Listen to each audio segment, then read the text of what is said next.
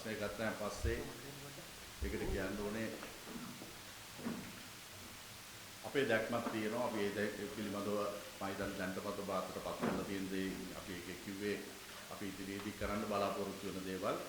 මම දැක්කේ හුඟක්ම තිබුණ අඩුපාඩුව දැක්කේ දිස්ත්‍රික් සංගම් වල මේ පවත්වන ක්‍රීඩා තරග වාර්ෂික ක්‍රීඩා තරගයක් පවත්වන්න ඕනේ. ඒකම ඒ සංගමය ඇක්ටිව්ලි පාටිසිපේට් කරන්න ඕනේ. ඒගොල්ලොත් මේකට සම්බන්ධ වෙලා ඉන්න ඕනේ. ඉතින් එහෙමනම් ඒ දේවල් වෙනකොට නිකම්ම අපේ දිස්ත්‍රික් 25ෙම මේ හැම දෙයක්ම ඉදිරියට කරගෙන යාමට හැකියාව තියෙනවා. ඒකෙදි යම් අපහසුතා තියෙන්න පුළුවන් ඒගොල්ලන්ගේ පැත්තෙන්. ඒකෝට අපි ඒගොල්ලන්ත් එක්ක කතා කරලා ඒකම මම කිව්වේ නිරන්තරව ඒගොල්ලොත් එක්ක සම්බන්ධතාවය ඇති කරගෙන ඡන්දයක් එනකොට විතරක් ගිහිල්ලා ඡන්දෙට කතා කරලා වැඩක් නැහැ. ඒගොල්ලන්ගේ තියෙන අඩුපාඩු වලට අපි කොයි විදිහට උදව් කරන්න කියලා බලන්න ඕනේ මල්ල ක්‍රීඩා සංගමය හැටියට.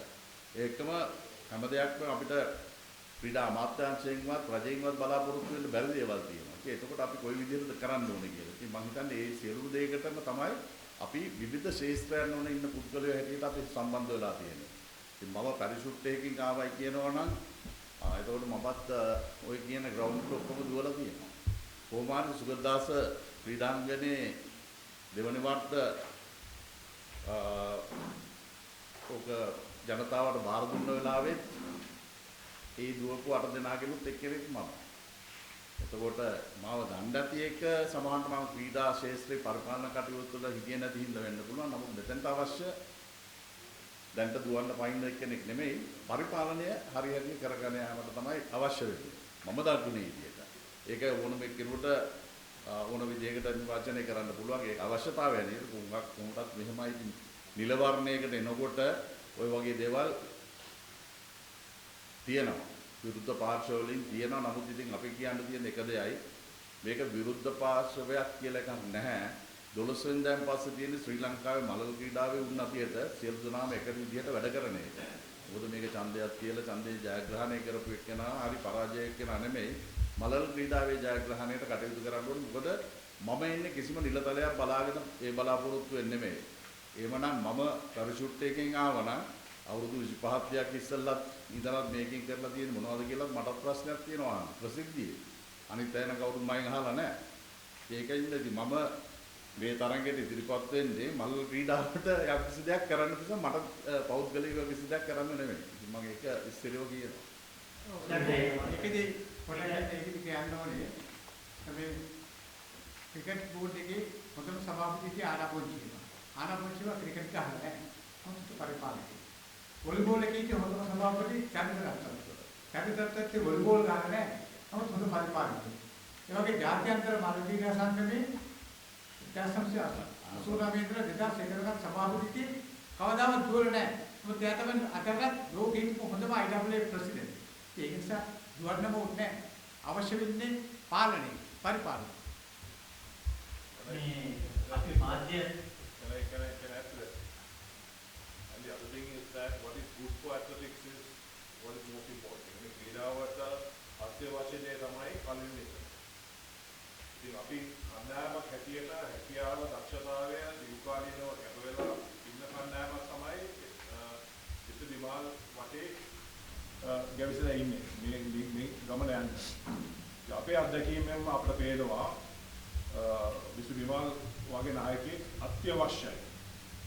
අලුත් විදියකට බලලා ඇත්ලටික්ස් කියන එක ඉස්සරහට ගෙනියන්න. නැත්නම් අන්තිමට පරණ දේ නැවත වෙන එක තමයි වෙන්නේ.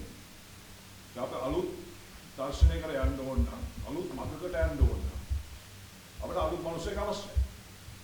අලුත් නෙවෙයි. ਉਹ මල්ල ක්‍රීඩාවේ ඉඳලා තියෙනවා.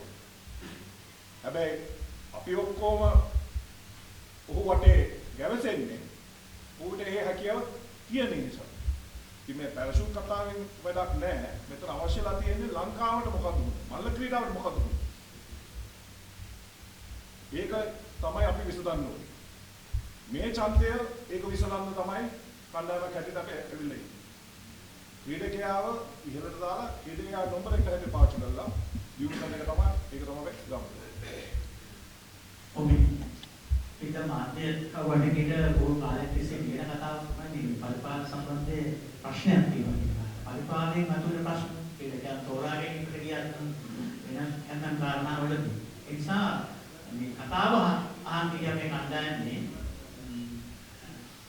පළවෙනි කාරණේ තමයි පරිපාලනය සඳහා අවශ්‍ය පියවර ගන්නවා කියන කාරණේ සතුටු වෙන්න කාරණා. හැබැයි අපිට මාධ්‍යවේදීන් හැටියට මේ අපි මේ කණ්ඩායමේ සහයෝගයකට ප්‍රකාශ කරන්න බෑ. නමුත් අදහසක් හැටියට ගත්තම පරිපාලනය සම්බන්ධයෙන් කාරණා ටිකක් තමයි අවශ්‍ය වෙන්නේ. මේ කියපු සියලු කාරණාත් එක්ක මම පොඩි අදහසක් මතු කරන්න කැමතියි. මම අද මගේ මාධ්‍යවේදියෝ මාධ්‍යවලට ඒක යාකරලා සමහර වෙලාවට ලංකාවේ මේ වෙනකොට ලංකා මාධ්‍ය ශාස්ත්‍රය ගත්තාම පොත ප්‍රවණතාවයක් තියෙනවා. ක්‍රීඩක පීඩිකාවෝ ක්‍රීඩාවත් එක්කම තමන්ගේ අධ්‍යාපන සෝසකණු සපුර කරනවා. ඒකෝ ආදිශුද්ධ ඉගෙන ගන්න. එහෙම නැත්නම් බෞද්ධ විශ්වවිද්‍යාල ඉගෙන ගන්න. සමහර තර්කවලන් වගේ විදේශ විශ්වවිද්‍යාල හදාගෙන හැබැයි මේවා මානසික සංගමයෙන් ශ්‍රී ලංකා රජයෙන් දාදුනේ ආයෙ ඒවා නෙමෙයි. ඒගොල්ලන් ශක්තිය හදාගෙන ගිහිල්ලා වැඩ කරමින් ඉන්නේ. රාජ්‍ය විශ්වවිද්‍යාල මට්ටමේ ගත්තම සමහර විශ්වවිද්‍යාල වල ජාතික මට්ටමේ ක්‍රීඩ ගන්න ප්‍රශ්නයක් තියෙනවා. ඔහු ජාතික මට්ටමේ ක්‍රීඩකට පිළිගන්නේ නැහැ විශ්වවිද්‍යාල ආචාර්යවරුන්. ඔවනි විදිහට සිළු කියන සාමාන්‍ය විදිහටම දේශනාවට සහභාගී වෙන්න ඕනේ. මම කියන්නේ ඒක සහභාගී විය යුතුයි. නමුත් ඔහුට වෙනම වැඩ පිළිවෙලක් සකස් විය යුතුයි. අධ්‍යාපන වැඩ කටයුතු කරන හොඳ උදාහරණයක් ගත්තොත් ප්‍රශාන්ත අනතුරුද මීටර 110 ශ්‍රී ලංකා කඩුපැටිනේ ජාතික වාර්තාවක් ක්‍රීඩකයා. ඔහු සෑහෙන වැඩ කෑවා තමන්ගේ බෝලින් කරගෙන යනවා. මට හිතෙන්නේ මේ කෑල්ලට ඒක ඇතුළත් කරන හොඳයි අධ්‍යාපන අමාත්‍යාංශය ක්‍රීඩා අමාත්‍යාංශය සහ අධ්‍යාපන අමාත්‍යාංශයත් එක්ක මේ කාරණාව අවධානය යොමු කළ යුතු කාරණාවක්. ඔබට මේ ප්‍රශ්නේ අනිත් ක්‍රීඩා වලට තියෙනවා. විශේෂයෙන් මේ සම්බන්ධ ක්‍රීඩාවල ඇස්පන්දු ක්‍රීඩා කරන යනවා දන්නා. ඒ නිසා ඒ ක්‍රීඩා සංගම් වල සහභාගීත්වය දායකත්වයක් හම්බෙයි. මේකට නායකත්වය ගන්න කෙනෙක් නැහැ. ඔබ සභාපති වුණොත් බලාපොරොත්තු වෙනවා මේකටත් නායකත්වය ගන්න කියලා. මම උත්තරයක් දෙන්නද ඒකට? ඊටාම හොඳ ප්‍රශ්නයක් මම හිතන්නේ. ලෝකේ තියෙන ඔය සම්බන්ධව ඒස් කියලා ප්‍රෝග්‍රෑම් එකක්. ඇත්ලීට් කැරියර් ඇන්ඩ් এডুকেෂන් මම සාරාංශගත කරලා කෙලින්ම උත්තරේ මම දෙන්නේ. ලෝකේ සංවර්ධිත රටවල් ඔක්කොගෙම වගේ තියෙනවා. ඇමරිකාව, ඕස්ට්‍රේලියාව වගේ. ඒකෙන් කරන්නේ එකක් උපදේශනයක්. අනිත් එක සරල උදාහරණයක් විදිහට කිව්වොත් ඔබතුමා කිව්වා වගේ අපි තමු ක්‍රීඩකයෙක් අපේ ඇත්තට මල් ක්‍රීඩාවේ ඉන්නවා ඒ තුන ගන්න ක්‍රීඩකයෝ. බයෝ කරලා ඒ තුන ගන්න ක්‍රීඩකයෝ ඉන්නවා. අපේ ක්‍රමවේදය තියෙන්නේ ඒ ක්‍රීඩකයාට සහතික වලට ලකුණු දීලා කැම්පස් එකට දානවා. ඔබතුමා හරියටම කිව්වා වගේ. ඊට පස්සේ එතුමාට ක්‍රීඩාව කරන්න හම්බෙන්නේ නැහැ. මොකද අතන තියෙන අධ්‍යාපනයත් එක්ක එතුමාට ක්‍රීඩාව කරන්න හම්බෙන්නේ නැහැ. අරගොල්ලෝ ඒස් ප්‍රෝග්‍රෑම් එකකින් කරන දෙයක් තමයි අපි හිතමු අවුරුදු 4ක උපාධියක් තමයි තියෙන්නේ වෛද්‍ය උපාධිය. අවුරුදු 4ක් කියලා කියමුකෝ. ඔවුන් කරන දේ විශ්වවිද්‍යාලයත් එක්ක සාකච්ඡා කරලා ඒක අවුරුදු 8කට කරනවා. එතකොට ඔහු පාර්ට් ටයිම් තමයි ක්‍රීඩා වෛද්‍ය විද්‍යාව හදාරන්නේ. ඔහු ෆුල් ටයිම් ක්‍රීඩාව කරනවා. ඒ දේ තමයි වෙන්න ඕනේ. ඒක අපේ ප්ලෑන් එකක් තියෙනවා. මම හිතන්නේ මේ රුවන් මේක හයි පර්ෆෝමින් ඇත්ලීට්ස් එක දාන්නේ.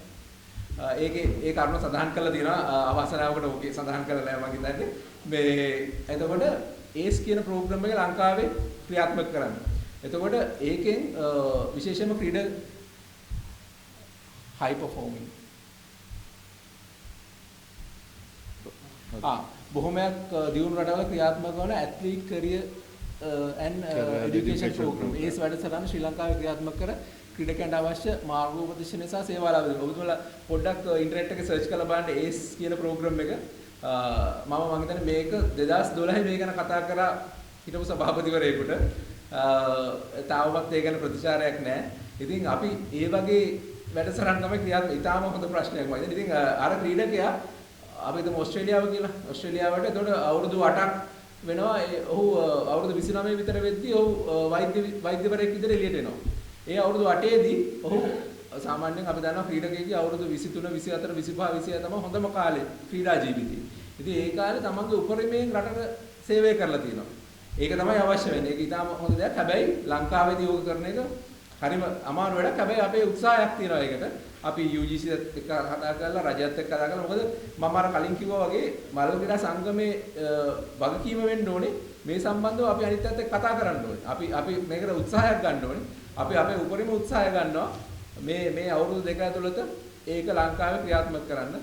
බොහොම ස්තුතියි මේ ප්‍රශ්නය අහුවට. මම හිතුවේ ඒ වගේ ප්‍රශ්නයක් අහයි කියලා. බොහොම ස්තුතියි. ජයවීර මහත්තයා සුනිල් ජයවීර මහත්තයාගේ ප්‍රශ්නය අහන්නේ.